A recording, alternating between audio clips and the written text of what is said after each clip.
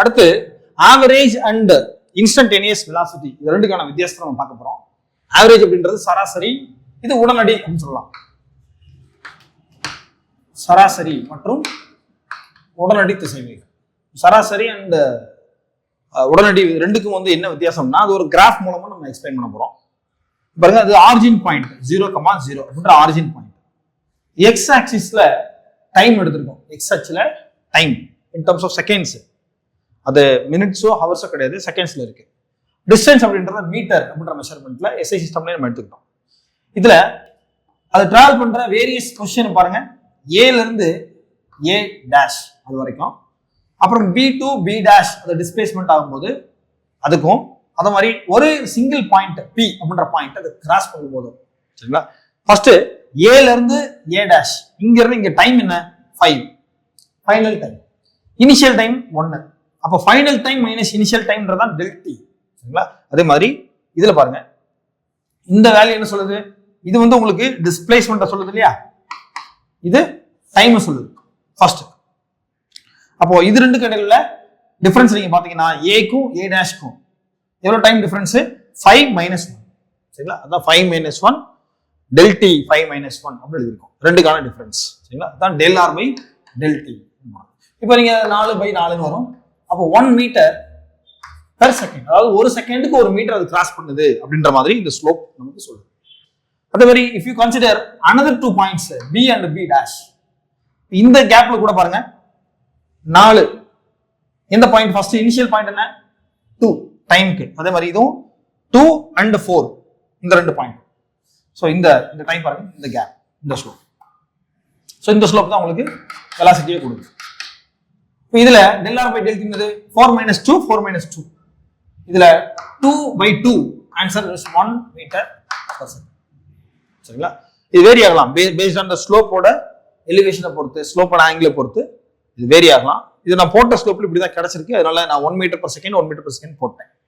இப்போ at one single point, so இங்க வந்து டைம் கேப் இல்ல, டைம் கேப் ஃபர்ஸ்ட் என்னதுக்கு 4 இருந்துச்சு, அப்புறம் டைம் கேப் 2 குறைஞ்சிருக்கு, 2 செகண்ட்ஸா குறைஞ்சிச்சு. அதாவது 4 செகண்ட்ல அது டிராவல் பண்ணா எப்படி டிராவல் பண்ணி போயிருக்கு என்ன வேகத்துல, அதே மாதிரி 2 செகண்ட் அந்த டைம் கேப் வந்து குறைச்சிருக்கும்.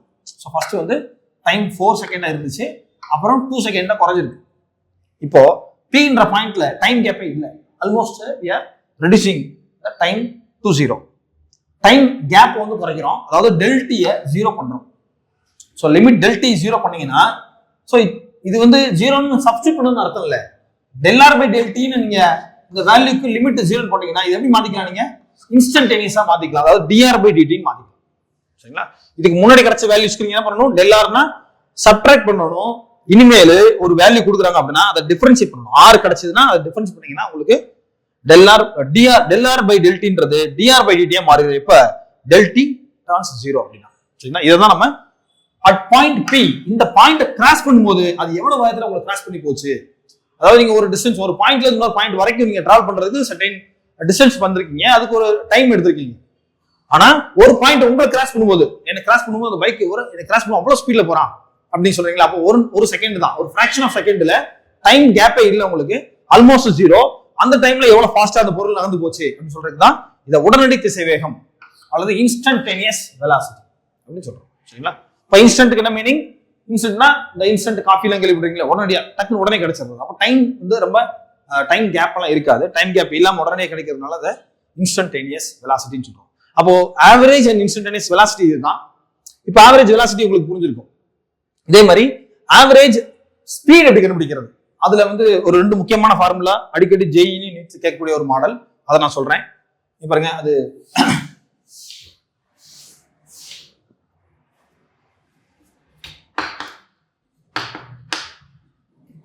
சராசரி வேகம், திசை வேகம் இல்லாம வேகம், ஆவரேஜ் ஸ்பீடுன்னு சொல்றோம்.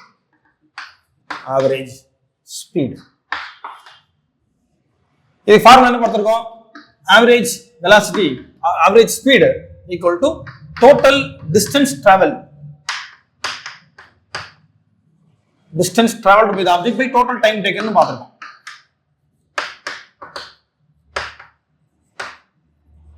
இதான் ஆக்சுவலா ஃபார்முலா. இப்போ இதுக்கு ஒரு சம் பார்க்கலாம். அது ஒரு டிஸ்டன்ஸை ஒரு பார்ட்டிகிள் கவர் பண்ணுது, இதுதான் அந்த டிஸ்டன்ஸ். ஹாஃப் ஆஃபா பிரிச்சுக்கலாம். ஃபர்ஸ்ட் ஏன்ற பாயிண்ட்ல இருந்து பீன்ற பாயிண்ட் வரை ஒரு பொருள் டிராவல் பண்ணி போகுது. அதுல first half of the distance, ஒரு ஹாஃப் ஆஃப் த டிஸ்டன்ஸ் வந்து அது v1 அப்படின்ற ஸ்பீட்லயும் remaining of the distance v2 அப்படின்ற ஸ்பீட்லயும் அது டிராவல் பண்ணி வச்சுக்கலாம்.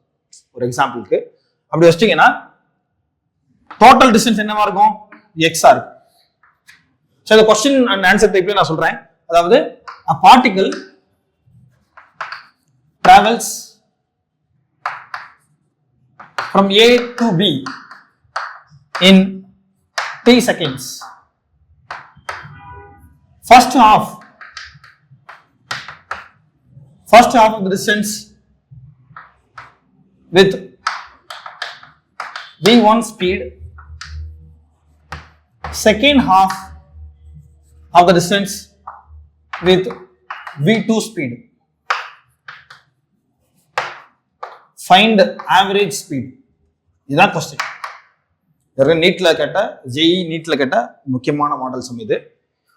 பார்ட்டிகல், ஒரு பார்ட்டிகல் இருக்கு, ஏல இருந்து பி வரைக்கும் டிராவல் பண்ணுது ஒரு டி அப்படின்ற டைம்ல. சரிங்களா? இப்போ first half of the distance இருக்குல்ல, இந்த டிஸ்டன்ஸ் ஃபர்ஸ்ட் ஹாஃப்னு கொடுத்துருக்காங்க. அப்படின்னா அர்த்தம் டோட்டல் டிஸ்டன்ஸ் நீங்க எக்ஸ் எடுத்துட்டீங்கன்னா இது x/2 அப்படின்னா ரிமைனிங்கும் x/2ன்னு எடுத்துக்கணும் அப்படின்னு அர்த்தம். சரிங்களா? ஃபர்ஸ்ட் v1 அப்படின்ற ஸ்பீட்லயும் செகண்ட் v2 அப்படின்ற ஸ்பீட்லயும் கிராஸ் பண்ணிடுச்சு அப்படின்னு கொடுத்தாங்க. இதெல்லாம் கிவன் வந்து ஒரு டயக்ராம் மாத்திட்டோம். சரிங்களா? இது இந்த பாயிண்ட் சொல்லிக்கிறேன். எப்பயாவது நீங்க பிசிக்ஸ் ப்ராப்ளம் நீங்க சால்வ் பண்ண ஆரம்பிக்கிறீங்க அப்படின்னா ஃபர்ஸ்ட் என்ன பண்ணுங்க, அதை ஒரு டயக்ராமா மாத்திருங்க. ஸோ டயக்ராம் மாத்திட்டீங்கன்னா உங்களுக்கு கொஸ்டின்ஸ் கிளியரா புரிஞ்சிருக்கா அப்படின்னு தெரிஞ்சிடும். அப்புறம் அதுல இருந்து அதோட கிவன் எல்லாத்தையும் டயக்ராமுக்கு அப்படி மாத்தி இதில் உள்ள இன்புட்ஸ் அப்புறம் இதுல கொடுத்துருங்க. கிவன் அப்படின்னு நீங்க தனியாக எழுதுவீங்கல்ல, அது அப்படியே ஒரு பிக்சரை மாத்திட்டீங்கன்னா உங்களுக்கு கிளியர் கட் அண்டர்ஸ்டாண்டிங் பொறுத்த கொஸ்டின் வந்துடும். அப்புறம் we can approach in right way இந்த கொஸ்டின். இப்போ பாருங்க, இந்த ஃபார்முலா போடுங்க. velocity average equal to total distance என்னவா இருக்கும்? இது ஒரு half of the distance. total distance என்ன?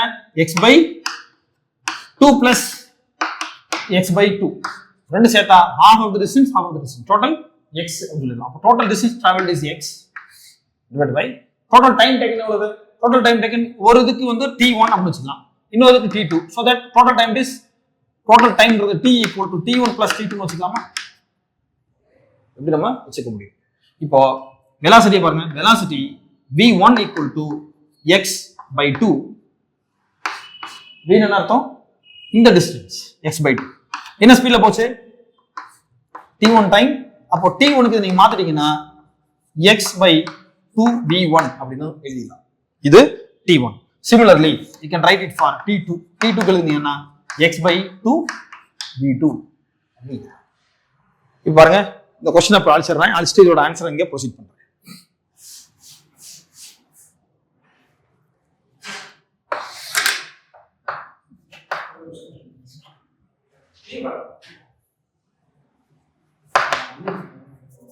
Speed equal to total distance, total time taken t1 plus t2.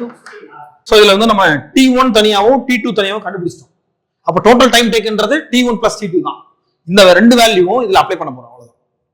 அப்போ total distance x அப்படியே வச்சுக்கலாம். total time taken t1 என்னது? t1 க்கு எழுதிருக்கோம் x/2 v1 அப்படினா t2ன்றது x/2 v2 னு இருக்கா? அப்போ x/2 v1 plus x/2 v2 அப்படின்னு போட்டாச்சு. அந்த x காமனா வெளிய எடுத்துடலாம், 2 கூட வெளிய எடுத்துடலாம். அப்போ x/2 வெளிய எடுத்துட்டேன். 1/v1 னும் 1/v2 மட்டும் உள்ள இருக்கு. சோ இந்த x நீங்க கேன்சல் பண்ணிடலாம்ல. கேன்சல் பண்ணிட்டீங்கன்னா இந்த 2 மேல கொண்டு போயிடலாம். இந்த பக்கத்தை அழிச்சு இதை கண்ட்ரி பண்ணலாம்.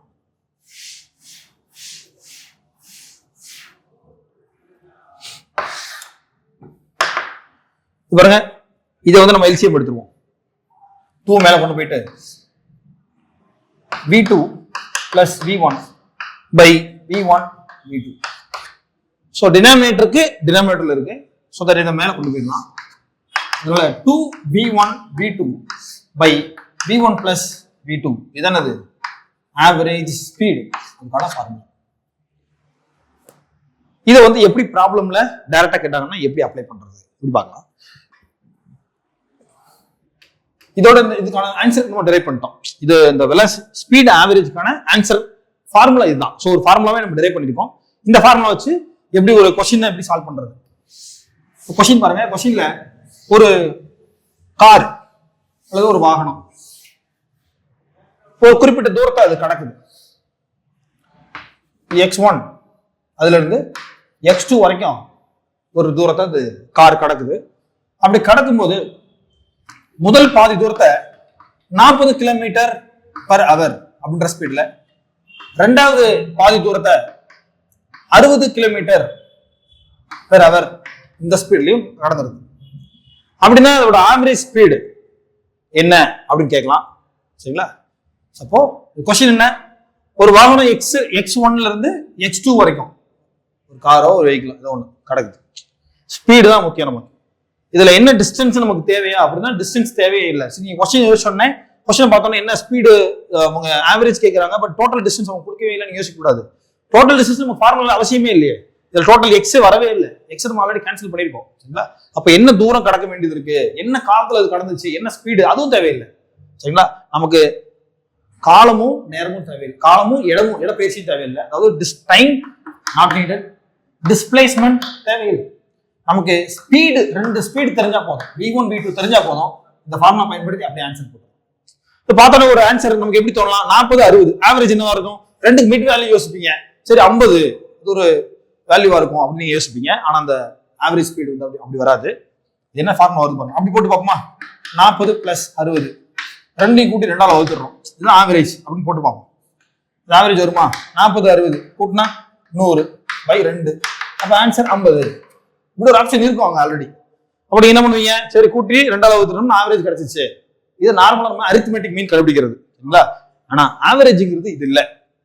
ஆவரேஜ்ன்றது எப்படி இருக்குன்னா, ஆவரேஜ் ஸ்பீடுன்றது நம்ம இந்த ஃபார்முலா யூஸ் பண்ணி பார்ப்போம். சேம் வேல்யூ வருதான்னு பார்க்கலாம். 2 v1 என்ன 40, v2 என்ன 60, v1 v2 போட்டோம் பை v1 + v2 40 + 60 100. சரிங்களா? இப்ப 2 4 4 24 2 0 இன்ட்டு 2. ஸோ இது இங்க போட்டுடலாம். 2 × /100. இதை கேன்சல் பண்ணுங்க. என்ன ஆன்சர் வருது, 24 2 48 kilometre per hour, which is different from the expected answer. இப்படிதான் இருக்கும்னு எதிர்பார்த்திருப்பீங்க. ஆனா 50 கிடையாது, 48 km/h தான். இதுதான் ஆக்சுவல் இந்த ஃபார்முலால அப்ளை பண்ணி கிடைக்கிற ஆன்சர். இதுதான் சரியான ஆன்சர். சரிங்களா? இப்படிதான் ஆவரேஜ் ஸ்பீடை கண்டுபிடிக்கணும். இதே மாதிரி ஒரு 3 ஸ்பீடு கொடுத்தாங்கன்னா அதுல எப்படி கண்டுபிடிக்கிறது அதை பார்க்கலாம். அதாவது டிஸ்டன்ஸ் 3 கூறா பிரிச்சிடுறது. டிஸ்டன்ஸ்ல இப்ப ஃபர்ஸ்ட் ஹாஃப் செகண்ட் ஹாஃப் கொடுத்தாங்கல்ல, அதே மாதிரி first 1/3 distance, second 1/3 distance, third 1/3 distance கொடுத்துருவாங்க. அதாவது ஒரு டிஸ்டன்ஸ் இருக்கு.